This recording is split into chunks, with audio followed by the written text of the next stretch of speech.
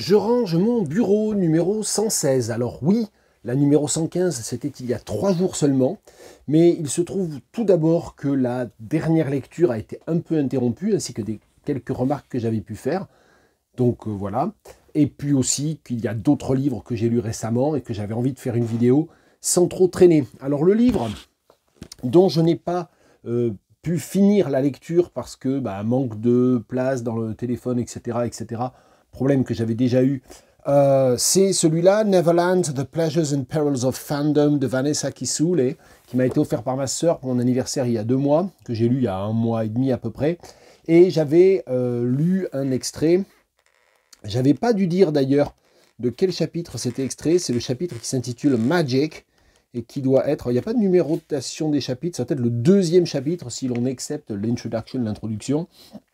Donc voilà, et ce que j'avais dit à propos de ce livre-là, c'est qu'il propose en fait une discussion effectivement de la question de la fanité, je ne sais pas comment le dire, fandom, le fait d'être fan, la nécessité de déconstruire son propre rapport aux artistes qu'on admire, notamment quand ce sont des artistes problématiques.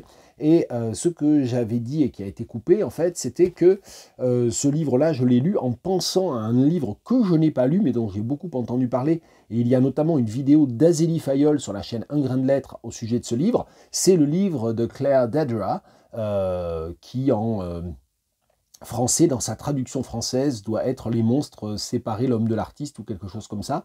C'est une traduction de Karine Chichereau. Karine Chichereau, c'est une traductrice dont je suis attentivement le travail. C'est comme ça que j'ai eu connaissance de ce livre-là.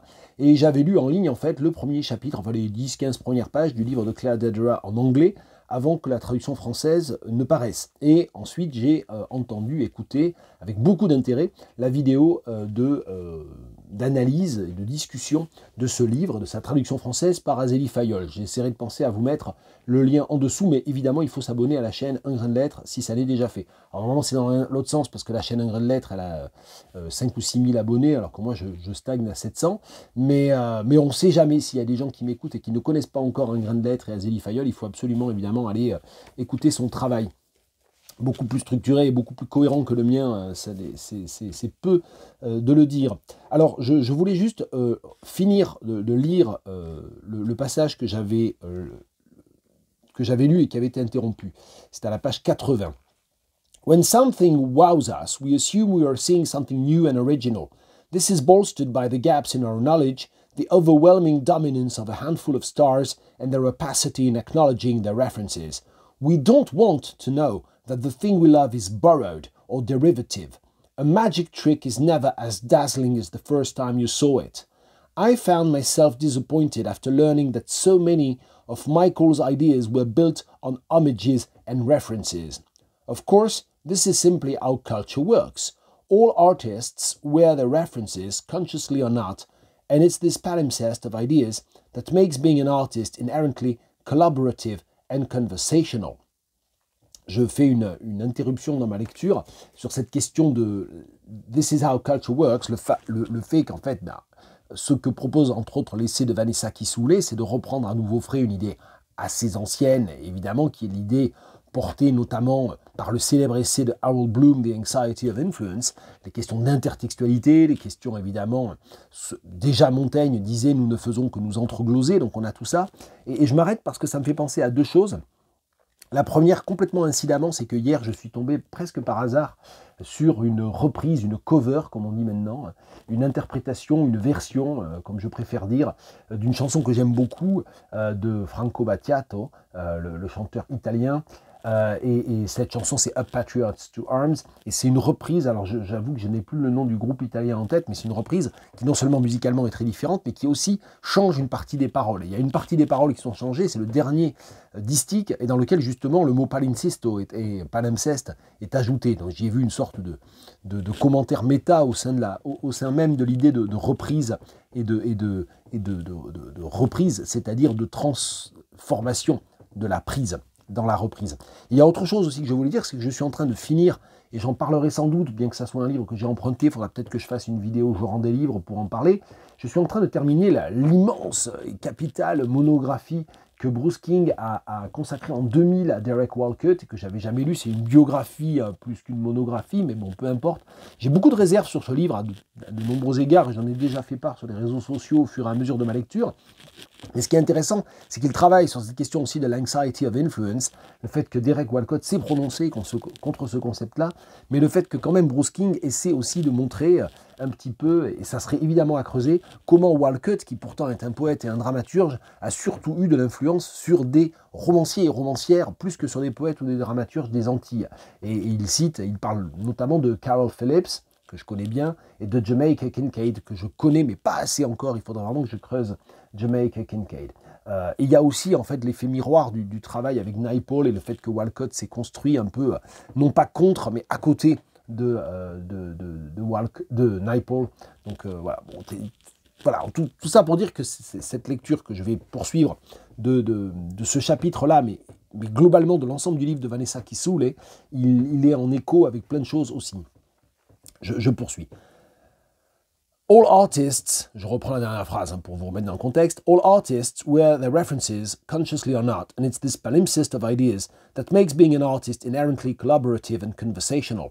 But this idea disrupts the romantic notion of the lone genius, whose unique ideas visit him unbidden as a gift from the muses. Michael spoke about music making in vague, mystical terms, stating that his talent was God-given and thus undefinable. His approach to writing was to, quote, get out of the way, unquote, and wait for the music to announce itself. Entire songs, he said, would come to him in dreams. It's true that much of the creative process is shadowy, eludes formula and analysis. We each have different words for what lives in this space, and some see fit to call it God.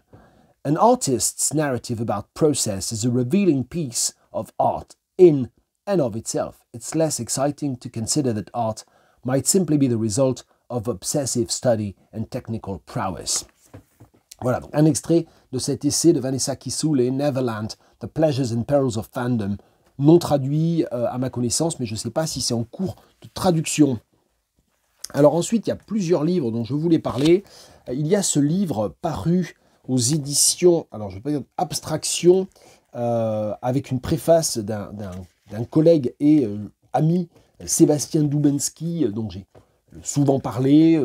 J'ai traduit en traduction improvisée des textes de Seb à l'époque où je faisais les traductions sans filet. J'ai parlé de plusieurs de ses romans dans Je range mon bureau. Et on se suit, on échange très souvent ensemble. Et donc Sébastien Dubensky a publié, je vais enlever le petit truc, là, le petit bandeau de jaquette qui m'empêche de bien feuilleter. Il a préfacé aux éditions Abstraction, et c'est sorti en 2024, un roman de Abbas Fadel, Ce que le temps fait à la pierre. Et Abbas Fadel, c'est un réalisateur, c'est un cinéaste avant tout, c'est aussi un écrivain franco-irakien. Et donc ce texte est écrit en français directement, et c'est un texte que j'ai trouvé très beau, qui m'a fait penser au premier livre, alors Ox Premiers Livres, au premier livre au pluriel, d'un autre Abbas, plus connu certainement, non, j'allais dire une bêtise, j'allais dire Abbas Kiarostami, j'étais dans mon trip, là c'est très orientaliste, très eurocentré ce que je viens de faire, je mélangeais trois artistes différents, peu importe. Alors, il y a un Iranien, il y a un Afghan, il y a un Irakien. J'essaie quand même de ne pas les confondre. Donc, c'est à cause de Raimi Kiarostami. Voilà. Puis Abbas, le prénom Abbas est venu foutre la zone. C'est le problème d'improviser complètement, c'est que on se révèle dans ses failles aussi. Oui, donc je disais, ce texte d'Abbas Fadel, donc je vais vous lire un extrait. Je ne vais pas vous raconter ce que ça raconte, c'est extrêmement dur comme histoire, c'est très beau et très dur. Ça m'a rappelé les trois premiers livres, je dirais. Je les ai lus il y a très longtemps maintenant, d'Atik Raimi, ceux qui ont été traduits en fait, ceux qui n'ont pas écrit directement en français. Le premier, j'avoue que j'ai un doute sur le titre, c'est Terre et Cendre, je crois. Il y en a un qui est magnifique, qui s'appelle Les 1000 maisons du rêve et de la terreur, quelque chose comme ça, il faudrait revérifier. J'ai lu ces livres il y a une éternité, donc vous voyez, c'est vraiment l'improvisation. Mais enfin, en tout cas, les titres sont plus très clairs, mais les livres sont extrêmement présents à mon esprit, à leur construction et à leur écriture. Et c'est un peu ça que j'ai retrouvé, alors avec aussi des différences. Je ne veux pas non plus ramener à des analogies par facilité critique, mais ce que le temps fait à la pierre, c'est vraiment un très beau livre. C'est court, hein, ça fait une centaine de pages, donc ça, je dirais pas que ça se lit facilement, mais ça peut se lire assez vite. Et vraiment, je vous conseille d'aller vous procurer ça. J'ai commandé ça via le site web de la maison d'édition directement, je crois. Je ne sais pas si ça doit être diffusé, hein, on doit pouvoir le faire venir en librairie. Ça coûte 14,99 €, ça m'agace toujours un peu. Mais voilà, bon, 15 €, hein, et c'est vraiment très beau. Et je vais vous en lire un extrait de la fin. Sachant que je ne vous ai pas raconté ce dont ça parle, vous risquez d'être un peu surpris. 2 camions militaires te dépassent et s'arrêtent devant une maison. Du premier camion descend un orchestre militaire, tandis que du second descendent des soldats portant un cercueil enveloppé du drapeau national. Ils déposent le cercueil sur le seuil de la maison et pendant que les membres de l'orchestre préparent leurs cuivres et tambours, l'officier chargé de diriger la cérémonie déroule par-dessus le cercueil un bandeau portant l'inscription « Les martyrs sont plus généreux que nous tous ». Après quoi, il frappe à la porte de la maison. En attendant que la porte s'ouvre, il se tient près du cercueil, raide comme la hampe d'un drapeau. Il a pourtant du mal à dissimuler son émotion. La corvée dont il a été chargé est sans doute trop pénible pour lui. Comme la porte tarde à s'ouvrir, il fait signe à l'orchestre de commencer à jouer l'hymne national. Dans le voisinage, les panneaux de nombreuses fenêtres s'entr'ouvrent. Un petit attroupement commence à se former devant la maison du martyr. Figé dans la posture du salut militaire, l'officier attend que l'orchestre ait fini de jouer l'hymne national avant de frapper à nouveau sur la porte. La porte s'ouvre cette fois. Une jeune femme, la femme du martyr, murmure-t-on dans la foule, apparaît dans l'embrasure de la porte, les cheveux mouillés comme si elle sortait du bain. Elle regarde l'officier, les soldats, la foule et le cercueil sans paraître comprendre. « Pauvre Zainab, le malheur t'a frappé », lui lance une voisine. Ayant compris, Zainab pousse un cri animal et se met à lacérer ses joues avec ses ongles. Les femmes du voisinage partent en jérémiade comme un chœur de pleureuses antiques.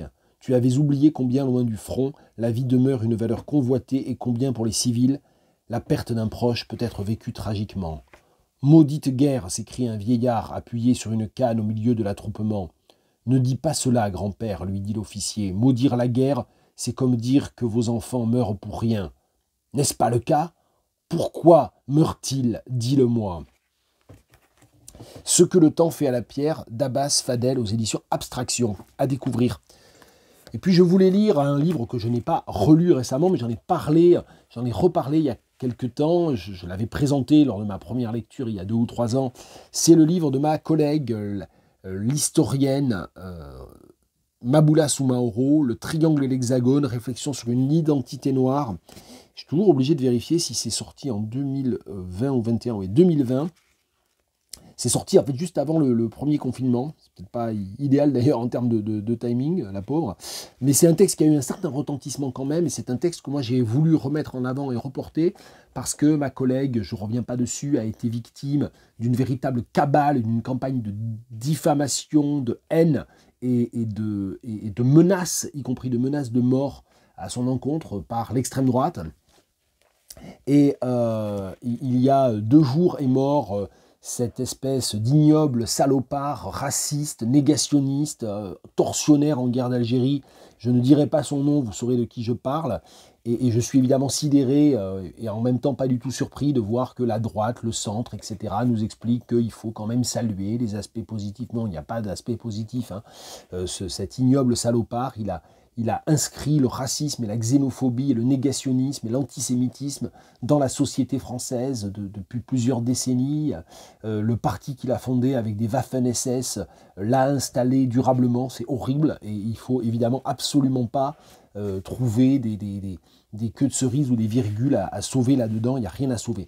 Et donc, dans ce contexte-là, je préfère lire un extrait du Triangle et l'Hexagone de Maboula Soumaoro, parce que oui, l'extrême droite est dangereuse, oui, les racistes sont dangereux, ce sont eux qui ont du pouvoir, le communautarisme ou je ne sais quel fantasme absurde ne menace pas la République, le seul séparatisme, c'est celui des antisémites et des racistes d'extrême droite anti-républicains.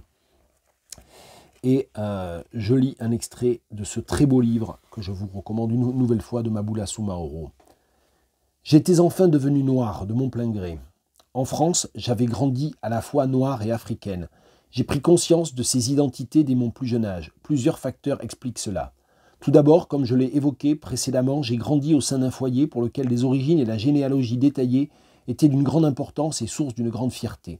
Ensuite, dans l'espace français hexagonal, mon altérité m'avait sans cesse été rappelée. En somme, je n'appartenais pas pleinement à la véritable communauté nationale. J'étais un corps étranger, littéralement. Comme l'a si justement décrit et théorisé le sociologue africain-américain W.E.B. Du Bois à la fin du XIXe siècle en utilisant les concepts du voile et de la double conscience, j'entretenais avec la France un rapport ambigu et cette dernière me le rendait bien. Je me savais noire et africaine et ces deux marqueurs identitaires, qui ne m'étaient jamais contestés, n'avaient pas toute leur place au sein de la société dans laquelle je grandissais. Ces deux marqueurs identitaires visibles à l'œil nu devaient être expliqués, justifiés et amoindris. Il ne fallait pas déranger, il ne fallait pas prendre trop de place, il fallait s'excuser constamment. S'en excuser signifiait notamment ne pas en parler soi-même, ou concéder de n'en parler que sur les seuls modes de l'altérité, de l'extériorité, c'est-à-dire que tout devait être ramené à l'Afrique ou à la Côte d'Ivoire de mes parents. Aucune place ne m'était faite. Je n'existais pas. Car dans mon cas, si j'étais bien d'origine africaine, ivoirienne et dioula, je n'en étais pas moins noir et né à Paris, où j'avais grandi. Que pouvais-je faire de tout cela ? Jusqu'aux années 1990 et la consolidation de la scène indépendante de rap français, il n'avait existé aucun mot, aucune parole, aucun discours, ni aucun espace entre mes parents et la France pour décrire cette expérience qui pourtant était mienne, noire et française. Maboula Soumaoro, Le Triangle et l'Hexagone, réflexion sur une identité noire aux éditions La Découverte. Si vous ne l'avez pas encore lu, si vous n'avez pas suivi mon conseil de l'offrir pour Noël ou de vous l'offrir pour Noël, vous vous l'offrez pour les étrennes. On est en janvier 2025. C'est aux éditions La Découverte, publié en 2020, page 84-85. Je continue avec bien des... Alors, j'allais dire avec des cadeaux de Noël. Non, je vais quand même d'abord parler d'un livre que j'ai lu avant. C'est un cadeau, en fait, qui m'a été fait par des collègues pour me remercier de mes années à la direction du département d'anglais. Une traduction de l'allemand d'un très très important livre, Pocahontas au pays des merveilles de Klaus Teweleit, traduit par Christophe Lucchese ou Lucchese, titre original Pocahontas 1, Pocahontas in Wonderland, Shakespeare on Tour. Alors c'est un titre original très complexe, traduit de manière un petit peu plus simple, Pocahontas au pays des merveilles, avec évidemment la référence au Wonderland d'Alice qui est conservée. Et Klaus Teweleit, c'est quelqu'un dont un livre m'a énormément marqué quand je l'ai lu il y a une dizaine d'années en allemand. C'est Meine Phantasien, qui a été traduit par Phantasmagorie par le même Christophe Lucchese, également aux éditions de l'Arche. Je n'ai pas lu la traduction parce que Meine Phantasien, je l'avais lu directement en allemand, à une époque où ce n'était pas traduit d'ailleurs, hein. Et donc là, je voulais lire, ça vient juste de sortir, je voulais lire ça, on me l'a offert, c'est super. Je l'ai lu, c'est vraiment un livre extrêmement important. C'est touffu, ça ne se lit pas en un tournement, ça fait plus de 700 pages. Il y a 2 systèmes de notes différents, il y en a même 3 en fait, il y a les notes de bas de page. Il y a ce qui s'appelle, je crois, les notes en annexe, qui sont comme des notes de fin de livre. Et il y en a la bagatelle de, je dis pas de bêtises, 80 pages. Et il y a enfin un 3e système de notes dans une autre rubrique des annexes, plus brève, qui s'appelle Sur les images. Donc ça veut dire que quand vous lisez le texte principal, à peu près 600 pages, il y a sans arrêt soit des renvois en bas de page, soit des renvois à la fin du document, soit des renvois à des explications sur certaines des illustrations. Parce que c'est une des caractéristiques de Teweleit. Il écrit des livres dans lesquels il fait énormément d'iconographie. Donc je ne sais pas très bien comment on peut décrire Teweleit. C'est de la philosophie, c'est de la médiologie, c'est de l'iconologie, c'est de la sociologie, et puis c'est surtout de l'histoire aussi, histoire et histoire de l'art. C'est tout ça à la fois, et c'est vraiment une aventure de lecture extrêmement importante. Je pense que ce qui résumerait, je pense, le mieux ce que fait Teweleit, c'est de l'histoire culturelle, en fait. Voilà, c'est un terme un peu vague, mais au moins, il a le mérite d'essayer d'embrasser un petit peu plus de ces... En anglais, vraiment, ça existe, cultural historian, ça pose pas de problème, tout le monde accepte ça. En France, c'est un petit peu moins identifié, on va dire. Et c'est un texte vraiment génial. Je pourrais vous montrer, hein. On ne le voit pas à l'écran, mais j'ai corné des dizaines et des dizaines de pages. Ça, c'est mon système pour ensuite, des années et des années plus tard, me repérer dans un livre que j'ai aimé ou dont je veux pour lesquels je veux me rafraîchir la mémoire. Alors, je ne vais pas vous lire un extrait de ce livre, ça serait à peu près impossible. De même, je ne vais pas vous le résumer, ou plus exactement, je vais vous le résumer à la feignante en lisant la 4e de couverture. Sincèrement, j'ai parlé tout à l'heure d'Azélie Fayol et on ne fait pas le même genre de vidéo, elle et moi. Elle fait, je l'ai dit, c'est plus cohérent, c'est plus structuré, c'est finalement plus intéressant et plus utile ce qu'elle fait. Moi, j'ai pas choisi de faire comme ça parce que j'ai pas le temps ou parce que je le prends pas, je ne sais pas comment faire. Il faudrait faire, c'est plutôt ce que j'ai fait pour les vidéos. Comment ça s'appelait, Interpares, où là vraiment je prenais le temps d'approfondir un texte en essayant d'aller un petit peu dans le profond, dans le dur. Pour un texte comme ça, il faudrait vraiment une vidéo de 2 heures, ou il faudrait une interview du traducteur, avec qui je suis en contact d'ailleurs via Blue Sky, en fait, sur le réseau social Blue Sky. C'est bien, on a pu échanger un petit peu. Et grosso modo, Pocahontas, c'est le premier tome, ce livre, d'une série de 4 livres. Et d'ailleurs, je me suis fait venir le tome 4 par le prêt entre bibliothèques, alors en allemand, parce que c'est pas encore traduit. Le tome 2 est en cours de traduction, Christophe Lucchese me l'a dit, hein, ça devrait sortir l'année prochaine. Et donc le tome 4, qui est quand même nettement plus court, j'ai commencé à le lire, à le feuilleter un peu, mais déjà en allemand, c'est encore plus ça prend encore plus de temps qu'en français, puis j'ai vraiment pas trop le temps en ce moment, donc j'étais content de pouvoir y jeter un œil, mais je vais pas pouvoir le lire, c'est comme ça. Voilà, donc ça se résume difficilement, donc je vais vous lire la 4e de couverture. Après tout, à quoi servent les 4e de couverture? Qu'est-ce qui relie John Smith, William Shakespeare, Neil Young et les studios Disney? Pocahontas, celle qui est censée avoir aidé les Anglais à coloniser le Nouveau Monde, répond Klaus Teweleit. Vous gobez ça, vous enchaîne-t-il aussitôt. Question rhétorique et néanmoins légitime, tant le vieux continent et ses colons aiment mystifier, il met le S entre parenthèses, leur entreprise coloniale en love story, où la fille de roi indigène vole au secours du colonisateur. Cette scène primitive de la fondation des États-Unis n'a jamais cessé de proliférer en romans, chansons et poèmes, au théâtre, au cinéma et en dessins animés. Dans Pocahontas au Pays des Merveilles, Klaus Teweleit s'attaque à cette mythologie colonisatrice où accaparement de terres et violence patriarcale vont de pair. Au commencement était la migration, et Me Too, lance-t-il en préambule de cette vaste fresque où s'effondrent les mythes fondateurs de la culture occidentale. Alors ce qu'il faut savoir, c'est que ce texte, puisqu'ils font référence à Me Too, il a été publié en 2020 tel quel, mais il reprend en partie, en fait, enfin c'est une édition reprise et augmentée, en fait, bon, peu importe. Voilà, donc je pourrais aussi vous... Rien qu'en fait, si je voulais vous lire le sommaire, ça prendrait des plombes, parce qu'il y a... le livre est en 3 parties, si j'essaie un petit peu. Sauvetage au pluriel, Shakespeare on Tour, et Pocahontas au Pays des Merveilles, proprement parlé. Et à l'intérieur de ces 3 parties, il y a pour la première 2 grandes parties qui totalise 24 chapitres. La deuxième partie, 15 chapitres. Et la troisième partie, il y a 3 sous-parties qui totalisent 22 chapitres. Donc vous voyez, on a vraiment la bagatelle de 61 chapitres dans 3 grandes parties. Donc voilà, ça n'aurait aucun sens de vous lire ça. Mais c'est pour vous dire que vraiment, il rentre dans le détail, il fait des détours parfois un petit peu difficiles à comprendre. Dans un premier temps, on se dit mais pourquoi il parle de ça? Et puis en fait, ça finit par complètement faire sens et par complètement être cohérent. Et moi, je trouve ça vraiment... Alors, il y a plein de gens qui trouveraient ça complètement illisible et qui se perdront dedans, je pense. Donc, c'est probablement pas pour tout le monde, mais c'est vraiment à tenter, c'est vraiment à lire. Donc, évidemment, il commente un très grand nombre d'images des dessins animés de Pocahontas, et notamment du dessin animé le plus célèbre, le dessin animé Disney, de je ne sais plus quand, de 95 je crois, voilà, que j'ai pas vu, mais il y a énormément d'images qui n'ont pas grand chose à voir en apparence. Il fait beaucoup de liens aussi avec des éléments de l'histoire contemporaine, et pas que contemporaine, en Allemagne. Il parle, alors moi j'ai appris plein de choses aussi sur l'époque élisabéthaine, puisqu'il y a toute cette partie centrale autour de Shakespeare, autour de la tempête, mais pas seulement autour de la tempête, sur la figure de Prospero, sur la figure d'Ariel. Enfin il y a des choses absolument remarquables. Enfin, c'est super intelligent. Il faudrait vraiment que je prenne le temps pas maintenant, mais pour moi, d'extraire ou de prendre des notes vite fait des différentes pages que j'ai cornées, parce que ça me le mettrait peut-être un petit peu plus en mémoire. Et c'est l'intérêt aussi de corner des pages, de marquer des pages. Hein. Si vous n'aimez pas corner des pages, faites plus avec ce que vous voulez, avec les post-it. Hein. Et c'est c'est vraiment très bien. Il revient aux écrits, en fait.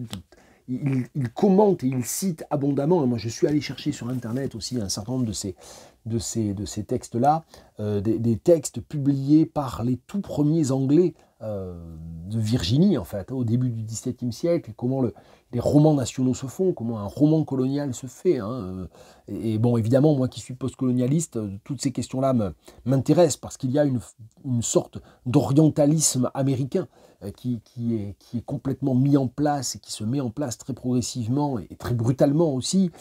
C'est l'histoire du génocide. Hein. Pocahontas, c'est aussi le nom de l'invisibilisation d'un génocide.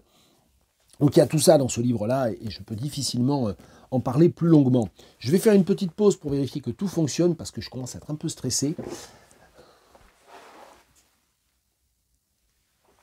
C'est bon, je vois que j'ai encore un peu de temps pour vous parler de 2 autres livres vraiment importants. Vous voyez, c'est vraiment la vidéo des livres que je ne voulais pas traiter en un tournement.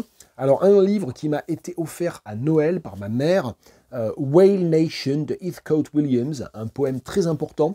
Alors, en fait, là encore, comme souvent, c'est une histoire un peu de hasard, en fait. Comment est-ce que je connais Heathcote Williams ? Eh bien, via une lecture que je n'ai pas faite, c'est le livre de Charlie Gilmer, Featherhood, en anglais, je ne sais plus, en français, Première Plume, je crois. Et en fait, c'est mon épouse qui a lu ça pour le prix Maya du livre animalier. Et bon, elle m'en a beaucoup parlé, on en a discuté, à tel point que du coup, j'ai pas ressenti réellement le besoin de lire le livre parce qu'elle m'en a pas mal parlé. Et j'ai lu un petit peu autour. Et ce qui est intéressant, c'est que Charlie Gilmer, c'est le fils adoptif de David Gilmer, des Pink Floyd, mais c'est le fils biologique du poète Heathcote Williams, dont je n'avais jamais entendu parler, à ma courte honte. Et je suis allé un petit peu regarder du coup, parce que ça m'a intrigué, parce que dans Featherhood, alors Featherhood, c'est un jeu de mots sur fatherhood, hein, c'est la plume, et c'est la paternité de la plume, hein, donc évidemment ça n'a pas pu être traduit tel quel, le mot valise est vraiment compliqué à traduire. Je sais que j'avais réfléchi, j'avais trouvé un truc, et puis j'ai oublié de le noter, donc voilà, c'est perdu. Mais voilà, donc en fait dans ce livre il parle beaucoup en fait de son père biologique, de Heathcote Williams, qu'il a abandonné presque tout de suite, qui s'est jamais vraiment occupé de lui, et c'est une espèce de figure complètement folle en fait. Heathcote Williams, c'est un poète complètement dingue en fait, un excentrique britannique assez classique. J'ai pas du tout ses dates de naissance et de mort ici, bon peu importe. Il est mort il y a quelques années, il n'y a vraiment pas très longtemps, puisque son dernier livre est un livre charge contre l'Amérique de Trump, qui est paru le jour de l'investiture de Trump, donc de début 2017, donc je suppose. Voilà. Donc j'ai lu quelques-uns de ses livres en ligne, hein, je l'avouerai en téléchargement illégal, parce que c'est à peu près impossible de se les procurer. Et puis j'ai donné ça évidemment comme idée de cadeau à ma mère, parce qu'on en avait aussi parlé avec ma mère. Et donc, eh bien, il a notamment écrit une tétralogie de poèmes consacrés à des figures d'animaux. Et donc ce poème, Whale Nation, c'est un poème à la fois en l'honneur, en quelque sorte, des baleines, mais aussi pour parler du génocide des baleines. Et il dit le mot, d'ailleurs, il emploie le mot génocide. Et ça veut dire que c'est... Alors, le livre, vous voyez, c'est un très grand format. Ma mère a pu l'avoir uniquement d'occasion, hein. Il y a donc une dédicace, non signée d'ailleurs. Et donc vous voyez, ça ne se présente pas réellement comme un livre de poèmes, il y a énormément d'illustrations. Et c'est assez beau d'ailleurs comme livre, c'est une très bonne qualité de papier, d'impression, même les photos sont de très bonne qualité. Ça veut dire qu'il y a évidemment tous les crédits photographiques à la fin, comme pour un livre un petit peu de biologie en fait. Donc il joue un peu sur les codes, il prend le format d'un livre qui serait plutôt un livre en fait de vulgarisation scientifique. Et puis en fait c'est un poème, mais c'est un poème avec de très nombreuses photos. Il y a vraiment beaucoup de photos. Et le poème, à la fois célèbre les baleines, célèbre leur intelligence, leur importance biologique, culturelle, historique, etc. Et puis il fait aussi le détail historique de la chasse à la baleine, du fonctionnement de la chasse à la baleine, qui permet de vraiment se rendre compte à quel point c'est vraiment absolument dégueulasse et immonde.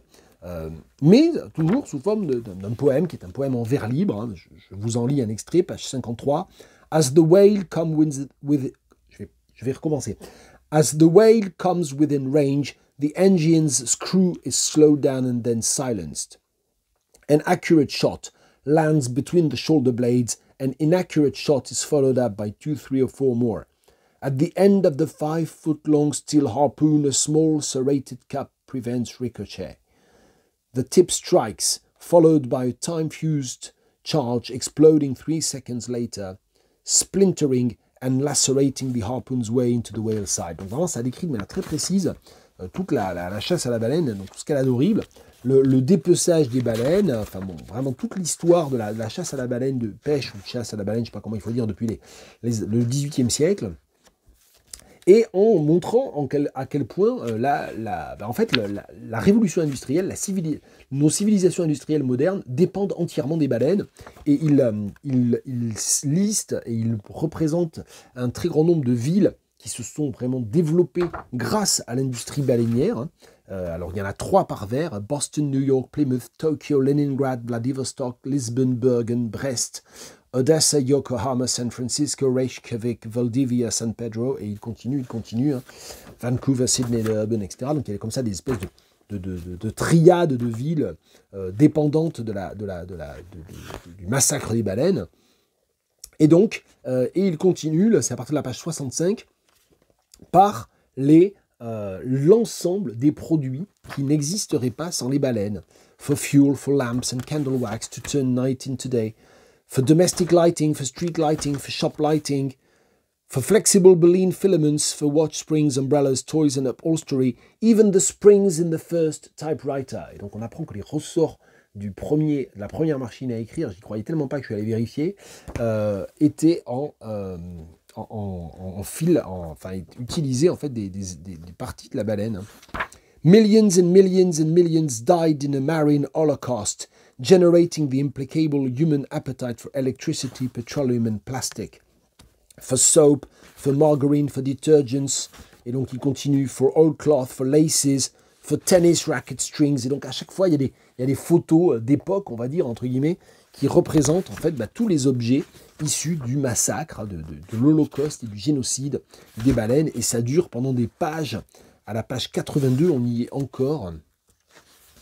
Et ensuite, on a l'énumération des différentes baleines. Et donc, le poème, il est construit comme ça. Donc, c'est un livre super important. Et donc, il y en a 3 autres. Il y en a un sur les éléphants qui s'appelle Sacred Elephant, que j'ai lu aussi en ligne. Il y en a un sur les dauphins aussi, je crois. Et il y en a un 4e, je ne sais plus lequel c'est. Celui-là, je n'ai même pas réussi à le trouver, même en téléchargement illégal. Et ce qui est intéressant, c'est que le poème, le livre est en 2 parties. Il y a une deuxième partie qui s'appelle On the Nature of Whales, et qui n'est pas un poème, ou en tout cas pas un poème au sens traditionnel, puisque c'est un santon, c'est un collage de plein de citations d'écrivains, de biologistes, de zoologues, de journaux, d'articles de journaux sur les baleines. Et ça occupe à peu près la moitié du volume, il y en a à peu près 80 pages aussi. De la page 113 à la page 182, 70 pages. Et ça se termine par la citation du Book of Common Prayer, le missel anglican, O ye whales and all that move in the waters. Et c'est tiré du Bénédicité, du Bénédicité anglican, tout un programme. Donc Whale Nation, je n'ai pas dit de quand ça date. Ça a été publié par Harmony Books à New York. Et c'est pas... Ça date de quand, cette histoire? Alors je pense que c'est l'édition originale, parce que je crois qu'il n'y a pas eu vraiment plusieurs éditions. Je pense qu'à un moment donné, ça aura de la valeur, peut-être, je ne sais pas. En tout cas, ça a la valeur d'être très rare et d'être très peu connu. 1988. Et puis les autres ont suivi. Hein. Il les a publiés au rythme d'un par an, je crois. Et il y a quand même, ici, en 4e de couverture, des blurbs, enfin des citations qui disent l'importance de ce livre et dont les auteurs sont nul autre, excusez du peu, que Ted Hughes et Harold Pinter. Donc on a quand même 2 grands écrivains britanniques du XXe siècle qui saluent l'importance de ce livre. Whale Nation de Heathcote Williams. Évidemment pas traduit en français. Et je termine avec une traduction hyper importante. Je vais vous le montrer tout en continuant à vérifier le minuteur. Est-ce qu'on voit? On ne voit pas. Si vous voyez pas, on ne sait pas. Charlotte Salomon, vie, point d'interrogation, ou théâtre, point d'interrogation, qui m'a été offert à Noël et qui est un livre extrêmement important. Je crois que alors j'ai écrit quelques paragraphes, je crois, dans mon blog il y a une semaine. Moi, je connaissais Charlotte Salomon de nom, vite fait, et je connaissais en fait pas du tout, donc. Et c'est vraiment un livre extrêmement important, parce que c'est une artiste extrêmement importante. Pour le résumer, c'est un peu compliqué. Donc d'abord, c'est l'édition française, hein, c'est publié, ça a été publié une première fois, donc c'est aux éditions du Tripod. Vous voyez, c'est un livre colossal, c'est pas moi qui ai une petite tête, le livre est vraiment gros. Enfin, j'ai peut-être une petite tête, je sais pas. Ça a été traduit une première fois aux éditions du Tripod en 2015, et ça c'est une réédition de 2024, hein, différente, sous un autre format je crois, et c'est une traduction de Anne-Hélène Haug et Michel Roubinet. Je le dis parce que c'est écrit en tout petit à l'intérieur, ça c'est pas bien, ça devrait être en quatrième de couverture, et puis en page de faux titre, ah ben non ça y est pas. Donc il faut vraiment chercher le nom des traducteurs ou des traductrices, du traducteur et de la traductrice, Anne-Hélène Haug et Michel Roubinet. Donc c'est pénible d'invisibiliser comme ça les traducteurs, d'autant que là le travail a été quand même extrêmement compliqué, sans doute, je vais vous l'expliquer. D'ailleurs il y a un avertissement des traducteurs qui est marqué aussi sur cette même page, là en tout petit. Donc j'aime beaucoup les éditions du Tripod, mais je suis un peu mécontent contre eux quand même d'invisibiliser comme ça le traducteur et la traductrice. Alors je vais vous raconter vite fait. Charlotte Salomon, c'est quelqu'un qui, ça fait partie en fait des victimes du génocide des Juifs par les nazis. Elle est morte à Auschwitz en 1943, après avoir été capturée en France. C'est quelqu'un qui est né, je crois, en 1917, je ne vais pas dire de bêtises, qui est né en 1917 dans une famille relativement aisée, on va dire ça comme ça, de la bourgeoisie, en Allemagne, je ne sais plus où d'ailleurs, et qui après avoir fui l'Allemagne en 1939, pour la Côte d'Azur, se retrouve avec ses grands-parents, en fait. Elle a laissé son père et sa belle-mère en Allemagne. Son père et sa belle-mère s'enfuiront plus tard aux Pays-Bas, ils auront plus de chance. Alors c'est pas que c'était moins risqué aux Pays-Bas qu'en France, c'est qu'ils ont eu plus de chance et que eux ils ont réussi à ne pas être pris par les nazis, qui vont survivre à la guerre et très longtemps. Hein. Sa belle-mère, qui était une soprano extrêmement connue, elle est morte à l'âge de 102 ans au début du XXIe siècle, je crois. Et donc, sur la Côte d'Azur, elle commence un livre. Alors, elle est peintre, hein, en fait, de formation. En quelque sorte, elle est artiste. Hein, voilà, elle est peintre. Alors, elle est morte à 26 ans, donc on ne peut pas dire qu'elle ait pu, évidemment, développer sa carrière. Mais en fait, même en étant morte à cet âge-là, elle a livré une œuvre qui, moi, me paraît être vraiment une des œuvres majeures du XXe siècle. J'essaie de ne pas dire ça à la légère. Ce livre, moi, voilà, c'est un livre comme voilà, on s'en souvient 10, 20, 30 ans après. Enfin, je pense que c'est un livre vraiment majeur pour un lecteur ou une lectrice quand on a lu ça. Et donc, elle décide sur la Côte d'Azur de raconter d'une manière qui est très autofictionnelle, avec des noms codés, avec des changements de noms, son histoire, l'histoire de sa vie. Et en fait, c'est pas réellement l'histoire de sa vie, c'est plutôt l'histoire de sa belle-mère, parce que sa belle-mère est un personnage quasiment plus important, et du professeur de chant de sa belle-mère, dont Charlotte Salomon est devenue très évidemment amoureuse à un moment donné. Et c'est un personnage extrêmement problématique et ambigu et ambivalent. J'ai pas réellement le temps de revenir dessus, mais il y a un billet sur Touraine Sereine dans lequel j'évoque un petit peu ça. J'essaierai de penser là encore à mettre le lien, sinon il faut me le réclamer et je changerai tout ça. Et en fait, elle décide et donc elle peint 1300 gouaches sur des grandes feuilles. Et avec ces gouaches, soit elle écrit directement dessus, soit il y a des papiers calques qu'il faut lire avec. Et ces papiers calques, voilà, ça prend cette forme-là, par exemple. Donc c'est très très bien reproduit. Le travail des éditions du Tripod est remarquable. Donc là, par exemple, vous avez 2 pages.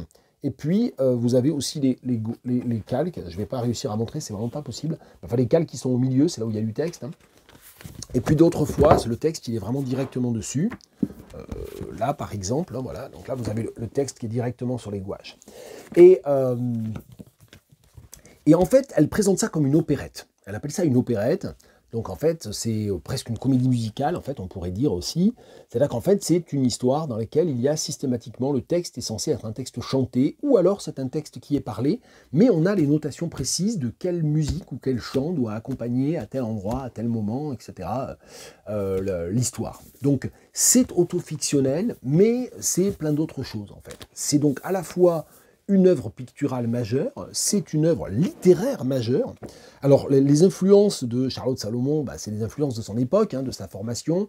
L'expressionnisme allemand est très important dans le choix des couleurs et de la structuration des images, mais c'est aussi déjà un roman graphique, avant même qu'on ait commencé à parler de roman graphique.